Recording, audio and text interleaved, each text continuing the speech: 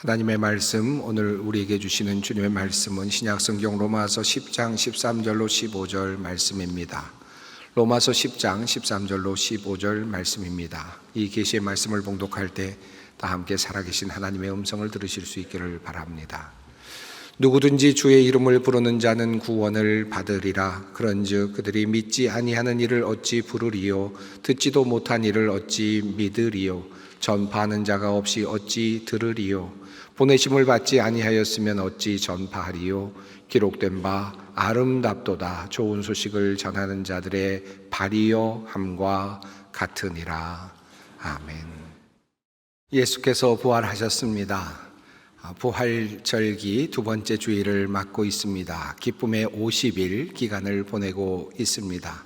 예수 그리스도의 부활의 소식이 우리 모든 성도님들께 진정한 기쁨의 소식이 되기를 간절히 바랍니다. 제가 언젠가 설교 말씀을 드리면서 제가 화상을 당했을 때 사진을 보여드린 적이 있었습니다. 어떤 분이 그 이후에 저에게 이런 질문을 하셨습니다. 그렇게 심하게 화상을 당하였는데 어떻게 얼굴이랑 또 상처가 없이 이렇게 말짱하냐고 저에게 그렇게 질문을 던지셨습니다. 제가 그런 분들에게는 하나님께서 기적적으로 고쳐주셨습니다 라고 그렇게 말씀을 드리곤 했지만 사실 숨은 한 가지 진실이 있습니다. 제가 큰 화상을 당한 후에 큰 병원으로 가보라는 진단을 받은 후에 어디로 가야 할지 결정해야 되는 그런 시간이 있었습니다. 당연히 종합병원과 같은 큰 병원으로 갈 계획을 세우고 알아보고 있었던 중이었습니다. 그런데 지인 중에 어느 분이 저에게 찾아오셨습니다. 그분은 제가 화상을 당했다는 이야기를 듣고 급히 저에게 오신 겁니다. 그리고 저에게 꼭 해주고 싶은 말이 있는데 큰 병원도 좋겠지만 화상 전문 병원이 얼마 전에 문을 열었으니까 그런데 너무나도 아마 꼭 맞는 그런 치료를 해줄 것 같으니 그곳으로 가보라 라고 하는 그런 말씀이었습니다. 알고 보니까 아주 자그마한 병원이었습니다. 조금은 망설임이 있었습니다.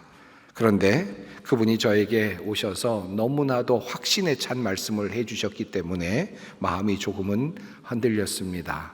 한국에서 의학을 공부하고 또 외국에 나가서 화상 전문 병원에서 수료를 하고 오신 특별한 의사 선생님이니까 믿어봐도 될 거라고 하는 그런 말씀이 제 마음을 조금 더 움직였습니다. 그래서 큰 병원에 가기 전에 한번 그래도 그 병원을 찾아가 보자라고 생각을 하고 그 병원으로 향하였습니다. 자그마한 병원 입구로 막 들어가려는데 저는 이미 손과 그리고 얼굴에 붕대를 하고 정말 처참한 모습으로 그렇게 병원을 들어가고 있었죠. 그런데 어느 분이 병원을 나가시면서 저에게 이렇게 이야기를 하시는 겁니다. 여기 정말 잘 오셨어요. 진짜 좋은 병원입니다. 의사 선생님이 하라는 대로만 하시면 아마 정말 잘 나으실 수 있을 겁니다. 저에게 묻지도 않았는데 먼저 저에게 그런 이야기를 하시는 겁니다. 그 두 분의 말씀을 듣고 저는 조금 확신이 생겼습니다. 그리고 그 병원에서 치료를 받기로 결정을 하였습니다. 치료는 다른 병원과는 조금 다른 방법으로 진행이 되었는데 매우 아프고 힘든 시간을 견뎌야만 했습니다. 약 1년여 정도의 시간이 흘렀습니다. 점차 시간이 지나면서 마침내 피부의 염증이 사라지고 또 살갗이 만들어지고 아물게 되는 과정이 있었습니다. 어느 정도 치료가 완성이 되어가는 그 지점쯤에 있을 때 저는 종종 저와 비슷한 그런 모습으로 병원으로 들어오는 그런 분들을 만날 때가 있었습니다. 얼굴에 붕대를 감고 또 여러 곳에 붕대를 감고 실려오는 그런 분들을 만날 때가 있었습니다. 그럴 때 저는 누가 시키지도 않았는데 그에게 먼저 다가가서 항상 그에게 이런 말씀을 했습니다. 여기 정말 잘 오셨습니다. 한번 믿고 따라가 보십시오. 저처럼 될 수 있습니다. 라고 이야기를 하면서 그렇게 자랑을 했던 기억이 있습니다. 제가 조그마한 교회에서 목회를 이제 어린아이들을 돌보고 있었는데 아주 오래전의 일입니다. 제가 가르치던 학생 하나가 그만 집에서 화재가 나서 화상을 당한 일이 있었습니다. 그 아이도 얼굴에 화상을 당하고 또 손에 또 발에까지 화상을 당했습니다. 꼭 모습이 저의 모습과 거의 같았습니다. 제가 그래서 그 아이에게 내가 갔던 병원이 있으니까 꼭 그 병원을 한번 가보라고 그렇게 열심히 권유를 했는데, 그런데 그의 부모님들께서 제가 권유한 그곳으로 가지 않고 큰 병원으로 가셨습니다. 어느 정도 치료를 받고 돌아왔는데 그의 얼굴이 울퉁불퉁 되어 있었고 손도 그리고 또 여러 것이 흉악한 모습으로 그대로 되어 있었습니다. 성형을 받아야 될 거라고 하는 이야기를 들으면서 내가 가라는 데를 갔으면 달랐을 텐데 하는 그런 아쉬운 마음이 있었습니다. 이런 과정을 거치면서 저는 이런 생각이 듭니다. 저의 인생에 있어서 정말 좋은 소식을 전해주었던 한 분이 있다면 아마 그 병원을 소개해 준 바로 그분이 아니었을까. 그분의 소개가 아니었으면 아마 저의 얼굴도 저의 손도 아마 울퉁불퉁한 모습으로 아마 그대로 있었지 않았을까 하는 그런 생각이 들기도 합니다. 이 세상에는 정말 다양한 소식들이 많이 있습니다. 요즘은 하도 속이는 일들이 많아서, 속이는 말들이 많아서 믿기가 어려운 것도 사실입니다만은, 그러나 우리 가운데는 좋은 소식도 상당히 많이 있다라는 것도 기억할 만한 일입니다. 현대를 살아가는 사람들은 믿음이라고 하는 것을 한 차원 낮은 단계의 어떤 태도로 그렇게 이해하는 경향이 있습니다. 그래서 이성이나 과학으로 증명된 것들 혹은 설명이 가능한 것들, 이런 것들만 확실한 것이고, 무엇을 믿는다라고 하는 것은 조금 저급한 것, 미련한 것이다 라고 그렇게 생각을 하는 경향이 있습니다. 하지만 제가 앞서 말씀드린 것처럼 우리 삶 속에는 때로는 어떤 사람에 대한 믿음, 또 어떤 사실에 대한 믿음이 필요할 때가 있습니다. 믿음 그리고 이성이라고 하는 것은 서로 양립할 수 없는 어떤 것이 아니라 동시에 상황에 따라서 혹은 여러 정황 속에서 달리 사용될 수 있는 매우 중요한 인간이 가진 무기와 같습니다. 즉 하나님께서 주신 바로 그 두 가지, 바로 믿음과 이성은 하나님의 선물이기도 합니다. 우리에게 믿음이 필요한 경우가 있습니다. 살면서 사실 곰곰이 생각해 보면 여러 곳에 우리의 믿음이 지금 적용되고 있고 또 활용되고 있다는 사실을 알게 됩니다. 예를 들면 매우 위급한 경우입니다. 우리가 잠을 자고 있는데 한밤중에 갑자기 누군가가 우리의 문을 막 두드린다라고 한번 생각을 해보십시오. 깜짝 놀라서 밖으로 나가서 웬일이냐고 물었더니 바로 옆집에 사는 사람인데 윗집에 불이 났으니까 빨리 대피하십시오 라고 그렇게 이야기를 한다면 여러분은 어떻게 행동하시겠습니까? 과연 위층에서 불이 날 가능성이 몇 퍼센트일까? 그것을 생각하시겠습니까? 전기 누전으로 불이 났을까? 보일러 때문에 불이 났을까? 그것을 생각하고 원인에 대한 분석을 하시겠습니까? 아마 이런 것들은 결코 필요하지 않을 것입니다. 그 말을 듣는 즉시 그 말을 믿어야 되겠죠. 그리고 그 즉시 그것을 대피해야만 할 것입니다. 사냐 죽느냐의 문제가 바로 그 믿음에 달려있다라고 할 수 있습니다. 만약에 그 말을 농담처럼 여긴다면 어쩌면 그는 큰 불행을 당할 수도 있겠죠. 그러므로 믿음이라고 하는 것은 우리들의 삶의 여러 곳에서 지금도 활용되고 있는 그런 하나의 무기이기도 합니다. 창세기 19장을 보면 소돔과 고모라 성이 멸망되기 직전에 롯은 그의 가족들에게 다가가서 들은 이야기를 가지고, 천사들로부터 들은 이야기를 가지고 소돔과 고모라 성이 멸망할 것이니까 피해야 한다라고 하는 말을 전합니다. 하지만 성경은 말합니다. 사위들은 그것을 농담으로 여겼더라.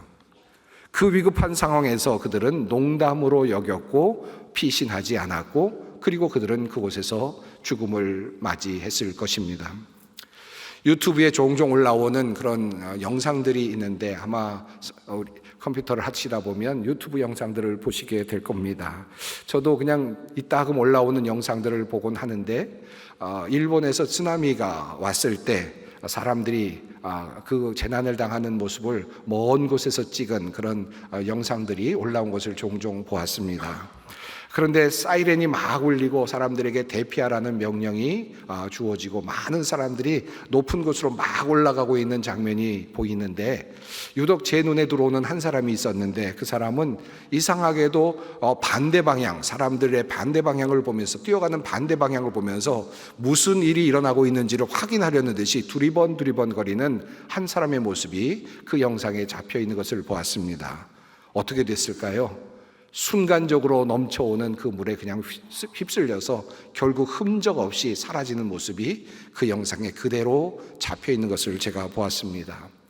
글쎄요, 그 위급한 상황에서 무엇을 보고 싶었을까요? 무엇을 확인하고 싶었을까요? 그냥 뛰라고 했으면 뛰어갔어야 되지 않았을까 하는 생각이 드는데, 정말로 안타깝게도 그는 그렇게 이 세상에서 사라지고 말았습니다. 실은 이 믿음이라고 하는 것, 또 믿고 행동한다라는 것은 이렇듯 다양한 곳에서 사용되기도 합니다. 믿음이 저급한 것이 아니라 믿고 행동해야 되는 차원이나 믿고 행동해야 되는 상황이 존재합니다. 그때에는 반드시 믿음으로 반응을 해야만 살 수 있습니다. 또 다른 믿음이 필요한 어떤 상태가 있는데, 그것은 바로 우리 인간이 어떤 한계에 부딪혔을 때입니다. 더 이상 인간이 어떤 것으로도 무엇인가를 할 수 없는 순간에 도달했을 때, 우리가 더 이상 나의 건강을 스스로 책임질 수 없을 때, 우리의 의학이 더 이상 나의 건강을 책임져 줄 수 없는 그 자리에까지 가게 되었을 때, 우리는 더 이상 이성과 그리고 또 통찰을 의지할 수 없습니다. 그 마지막 단계가 되면 우리에게 필요한 것은 하나, 믿음뿐입니다. 또 우리가 살아가면서 인생의 허물을 느낄 때, 인생의 그 부족함을 느낄 때, 인생의 허망함을 느낄 때에도 우리가 선택할 수 있는 또 다른 것이 있다면 그것은 마지막 선택, 그것은 바로 믿음입니다.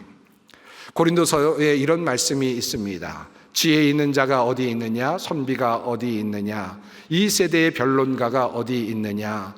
하나님께서 이 세상의 지혜를 미련하게 하신 것이 아니냐? 하나님의 지혜에 있어서는 이 세상이 자기 지혜로 하나님을 알지 못하므로 하나님께서 전도에 미련한 것으로 믿는 자들을 구원하시기를 기뻐하셨도다. 바울 사도는 말합니다. 세상이 자신의 지혜로 하나님을 알 수 없기 때문에, 하나님을 알 수 있는 능력이 없기 때문에, 다시 말하면 인간의 지혜로 하나님을 알 수 없다는 뜻입니다.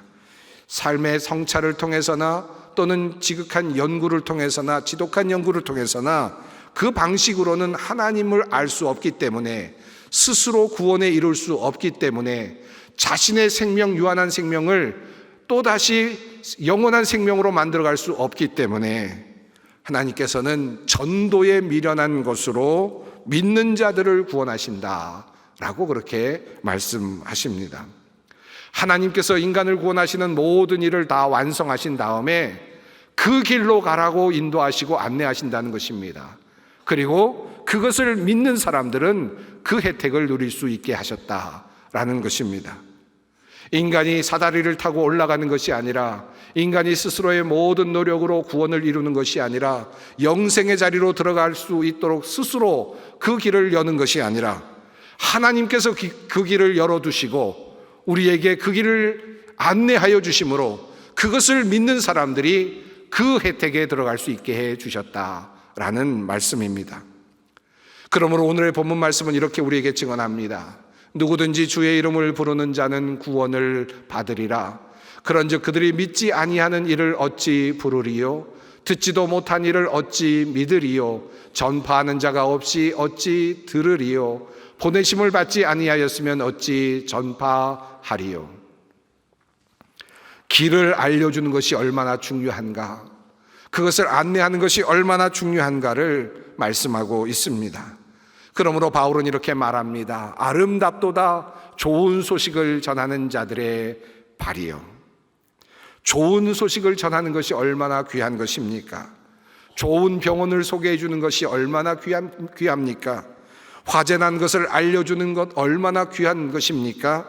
그런데 우리의 구원에 대한 좋은 소식을 전하는 것이야말로 얼마나 귀한 것입니까? 얼마나 소중한 것입니까? 우리가 죽을 수밖에 없는 운명을 살아가고 있는데 그 운명을 넘어서 영원한 생명에까지 이르는 길을 안내할 수 있다면 그 소식처럼 좋은 소식이 과연 어디에 있겠습니까? 자, 그렇다면 이 복음의 좋은 소식의 내용은 어떠한 것입니까? 복음은 부활절 아침 천사들의 증언으로부터 시작이 됩니다. 천사가 여자들에게 말하여 이르되 너희는 무서워하지 말라. 십자가에 못 박히신 예수를 너희가 찾는 줄을 내가 아노라. 그가 여기 계시지 않고 그가 말씀하시던 대로 살아나셨느니라. 와서 그가 누우셨던 곳을 보라. 천사들이 증언합니다. 예수께서 부활하셨다. 또 한 가지를 말합니다. 예수께서 그가 말씀하셨던 그대로 부활하셨다. 두 가지를 이야기합니다. 죽음에서 다시 살아난 사람은 없습니다. 그런데 예수께서 다시 살아나셨다라고 말씀합니다. 또 한 가지, 예수님께서 자신이 살아나시겠다고 말씀하셨던 그대로 이루셨다, 살아나셨다라고 말합니다. 이것이 바로 복음의 내용입니다. 예수 그리스도께서 살아나셨다는 증언, 바로 이것이 우리에게 복음이 됩니다. 우리가 두려워하는 죽음의 문제를 해결한 분이 계시다는 사실을 우리에게 명료하게 증언하고 있기 때문입니다. 그리고 예수 그리스도의 이 부활의 소식은 모든 예수님의 말씀과 사역이 참되다라는 사실을 우리에게 증언하기 때문입니다. 예수 안에 해결책이 있다는 말씀입니다. 예수 안에 생명이 있다는 말씀입니다. 예수 안에 구원이 있다라는 선포입니다. 이것이 바로 복음입니다. 이 복음을 들고 나간 사람들이 초대교회를 탄생시켰고, 이 부활의 증인들이 보고 들은 것을 말함으로 온 세상에 소망이 생겨났습니다. 이 소식은 그것을 믿는 모든 사람들에게 능력이 되었고, 그리고 마침내 구원에 이르는 길이 되었습니다. 이 세상의 어느 종교도 어느 지혜도 내가 죽음을 정복하였다라고 말한 적이 없습니다. 오직 예수만이 죽음을 이기시켰고 부활하셨다라고 말씀하고 있고, 나를 믿는 자는 죽어도 살겠고 무릇 살아서 나를 믿는 자는 영원히 죽지 아니하리니 이것을 너희가 믿느냐라고 말씀하신 분도 예수 그리스도밖에는 없습니다. 그러므로 복음은, 이 말씀이 바로 복음입니다. 이 말씀이 좋은 소식입니다. 예수님 안에 답이 있음을 믿고 그 말씀 안에서 또 답을 찾고 그분의 인도하심을 받는 것이 신앙생활입니다. 예수 그리스도께서 이 땅에 남기신 말씀들이 어떤 것이었습니까? 서로 사랑하여라, 서로 용서하여라, 서로 화해하여라, 예수 그리스도를 믿으라, 하나님을 믿으라. 주님께서 하신 말씀은 명료합니다. 그 안에 답이 있고 구원의 길이 있습니다. 마치 병원을 믿고 나를 맡기듯이 예수께 나를 믿고 맡기는 것이 바로 신앙입니다. 우리에게 이 믿음이 필요합니다. 하지만 모두가 다 그 복음을 믿는 것은 아닙니다. 바울은 말합니다. 그러나 모두가 복음을 듣고 따른 것은 아닙니다. 이사야가 이렇게 말하니까요. 주님, 누가 우리한테 들은 것을 믿었습니까? 그러면 내가 묻습니다. 그들이 들어보지 못했습니까? 그렇지 않습니다. 온 땅으로 퍼져나갔네 그들의 소리가, 세상 끝으로 그들의 말이. 예수 그리스도의 부활의 소식은 온 세상으로 번져갔습니다. 시대를 타고 시대를 넘어서 온 땅으로 그 내용이 번져갔습니다. 그 증언이 번져나갔습니다. 듣지 못한 사람이 없습니다. 그 말씀을 알지 못하는 사람이 없습니다. 다만 그 말씀을 믿지 않은 사람들은 많이 있습니다. 예수께서 부활하셨다는 이 말씀이 들리지 않고 소망이 되지 않는 사람들이 실은 있습니다. 죽음의 문제를 풀어낼 능력도 실은 없으면서 예수님의 부활의 소식을 믿지 않는다면 과연 그의 마지막은 어떠할까요? 길을 찾지도 못한 그런 사람들, 그 사람들의 마지막은 과연 어디입니까? 죽음 이후의 길을 주님께서 알려주고 계셨음에도 불구하고 그것을 믿지 못하여 여전히 불안하게 살아가는 사람들이 이 세상에는 너무나도 많이 있습니다. 미로가 있습니다. 미로에서 어떻게 벗어날 수 있을까? 수많은 사람들이 미로에 갇혀서 우왕좌왕합니다. 어떻게 하면 미로에서 벗어날 수 있을까요?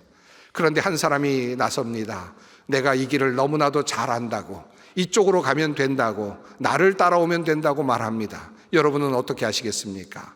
그저 자리에 앉아서 미로를 연구하고 그리고 내가 확신한 방향으로 움직이면서 다른 사람의 말을 믿지 않고 그렇게 길을 찾아보시겠습니까? 아니면 그 길을 잘 안다고 생각하고 말하고 있는 그 사람을 따라 한번 가보시겠습니까? 문제는 그 안내하겠다는 사람이 믿을 만한 사람인가가 중요할 뿐입니다. 만약에 믿을 만한 사람이라면 그분을 따라가는 것이 보다 지혜로울 것입니다. 예수님이 바로 그러한 자리에 계십니다.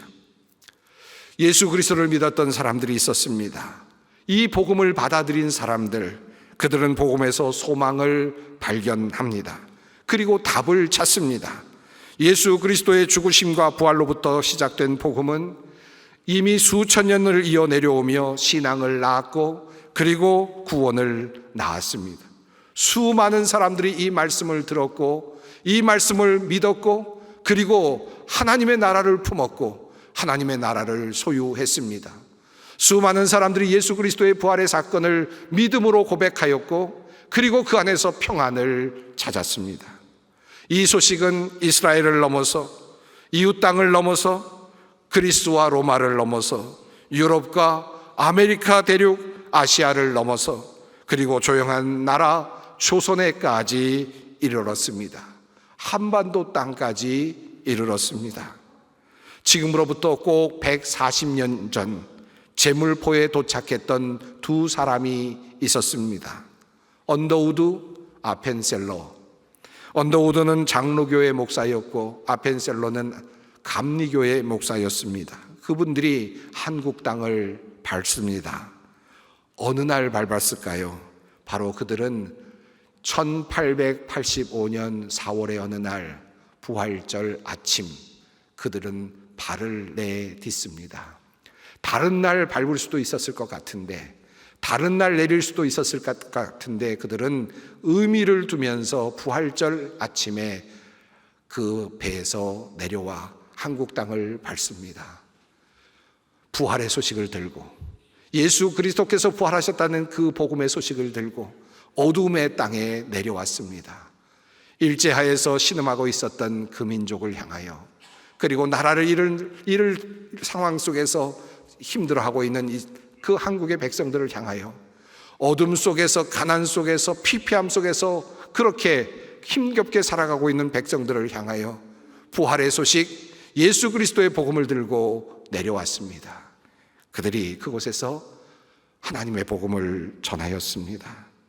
아름답도다 좋은 소식을 전하는 발걸음이요 라는 말씀처럼 그들의 발걸음은 진정 아름다웠습니다. 절망으로 가득한 이 땅에 희망을 불어넣었고 나라를 잃은 이 땅에 소망을 불어넣어 주었습니다. 기도하는 법을 가르쳐 주었고 말씀을 통해 온 세상을 창조하신 하나님 그리고 우리를 위해 죽으시고 부활하신 주님 그리고 성령님의 인도하심에 대하여 배울 수 있었습니다.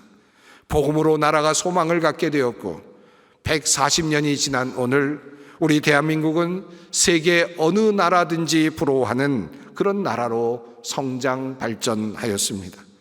이 한반도에서는 한 번도 역사적으로 수천 년 동안 일어난 적이 없었던 그런 일이 오늘 이 땅에서 일어나고 있습니다.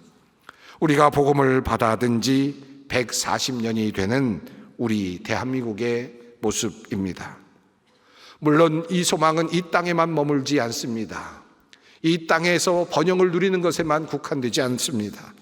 영원한 소망을 가진 사람들이 이 땅에서 평안을 누리며 기쁨을 누리며 용서의 마음으로 희생의 마음으로 살아가기에 이 땅이 번영을 누리게 되고 또 하늘의 소망을 갖게 되는 것입니다.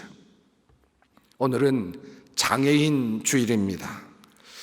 장애인들을 생각하고 또 위하여 기도하는, 또 그들을 돕기 위해서 마음을 다시 한번 다잡는 그런 날입니다. 여러분, 우리나라에 장애인 몇 명이나 있을 것 같습니까? 조사된 통계를 보니까 263만 1천 명의 장애인이 있다고 합니다. 263만 명의 사람들이 장애인이라는 이름으로 이 땅에서 살아가고 있습니다. 공평하지 않은 것 아닙니까? 형평성이 없는 것 아닙니까? 장애인들 너무 억울한 것 아닙니까? 단 1호의 삶을 살도록 하나님께서 생명을 주셨는데, 그런데 정상적인 사람들처럼 살지 못하는 것 너무 억울한 것 아닙니까? 그럼에도 불구하고 우리가 희망을 가지는 것은 이 짧은 세상, 점과 같은 세상이 끝나면 하나님의 영원하신 나라가 준비되어 있고 부활의 소망을 가지고 있는 사람들에게 그 길이 열린다는 사실, 그래서 그 날에는 역전이 이루어진다는 사실, 하나님께서 회복해 주신다는 이 사실을 믿기에 우리는 장애인으로서도 감사를 누리고 이 땅에서 견뎌낼 수 있는 것입니다. 우리들의 삶이 척박할 수 있습니다. 가난함으로 가득 채워질 수도 있습니다. 짧은 인생을 살 수도 있습니다. 병으로 고생하며 힘든 시간을 보낼 수도 있습니다.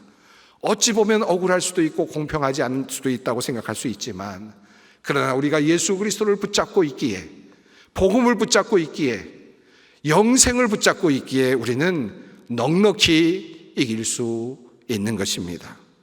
예수 안에 생명이 있습니다. 예수 안에 답이 있습니다. 예수 안에 길이 있습니다. 부활절 두 번째 주일을 보내고 있습니다.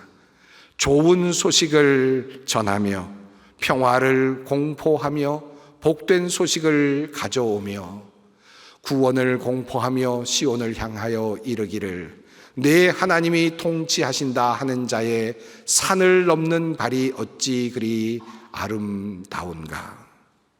예수 그리스도의 복음, 이 복음으로 죽어가는 영혼을 살리고 또 나의 영혼을 살리는 주님의 제자들이 되시기를 바랍니다. 예수께서 부활하셨습니다. 진실로 부활하셨습니다. 기도하겠습니다. 사랑의 하나님, 죽어가는 이 땅에 복음의 씨앗을 심어주시고 이 땅을 생명의 땅으로 바꾸어 주심을 감사드립니다. 복음을 들고 들어와 희생한 수많은 선교사님들을 기억합니다. 그들의 발걸음이 참으로 귀하고 아름답습니다. 우리에게 복음을 선물로 주셔서 믿음으로 구원을 얻게 하신 하나님, 우리도 또한 다른 이들을 구원하는 일에 복음의 일꾼이 되게 하여 주시옵소서. 믿음으로 부활의 기쁨을 만끽하는 우리의 오늘이 되게 하여 주시옵소서. 우리 주 예수 그리스도의 이름으로 기도드립니다. 아멘.